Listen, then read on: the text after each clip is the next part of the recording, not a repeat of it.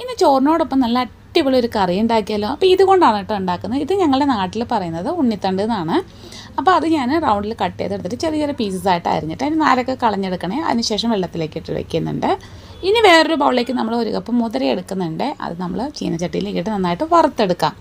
ഇനി വറുത്തെടുത്ത മുതിര നന്നായി കഴുകിയതിന് ശേഷം കുക്കറിലേക്ക് ഇട്ടിട്ട് അതിൻ്റെ ഒപ്പം തന്നെ നമ്മുടെ ഈ ഉണ്ണിത്തണ്ട് അരിഞ്ഞത് കൂടി ഇട്ട് കൊടുക്കുന്നുണ്ട്.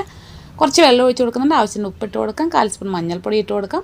ഒരു 4-5 വിസിൽ ഒന്ന് വേവിച്ചെടുക്കാം കേട്ടോ. ഇനി ഒരു ചട്ടിയിലേക്ക് വെളിച്ചെണ്ണ ഒഴിച്ച് കൊടുത്ത് കടുക് പൊട്ടിക്കാം. അതിലേക്ക് ചെറിയുള്ളി അരിഞ്ഞതും വറ്റൽമുളകും കറിവേപ്പിലയും ചേർത്തിട്ട് നന്നായിട്ടൊന്ന് വഴറ്റിയെടുക്കാം. ഇനി അതിലേക്ക് നമുക്ക് എരിവിന് ആവശ്യമായ മുളക് പൊടി ചേർക്കാം. ഒരു 1.5 സ്പൂൺ ചേർക്കുന്നുണ്ട്. അതുകൂടി ഒന്ന് വഴറ്റിയതിന് ശേഷം നമ്മൾ വേവിച്ച് വെച്ചിരിക്കുന്ന മുതിരയും ഉണ്ണിത്തണ്ടും കൂടി ഇതിലേക്ക് ഇട്ട് കൊടുക്കാം.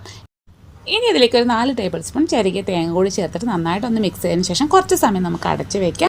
അപ്പം നല്ല ടേസ്റ്റ് ആയിട്ടുള്ള നമ്മുടെ ഉണ്ണിത്തണ്ട് മുതിരപ്പേർ റെഡി ആയിട്ടുണ്ട്. ട്രൈ ചെയ്ത് നോക്കിയിട്ട് അഭിപ്രായങ്ങളൊന്ന് കമൻറ്റ് ചെയ്യണേ. വീഡിയോസ് ഇഷ്ടമാവുകയാണെങ്കിൽ സപ്പോർട്ട് ചെയ്യാൻ മറക്കരുത്.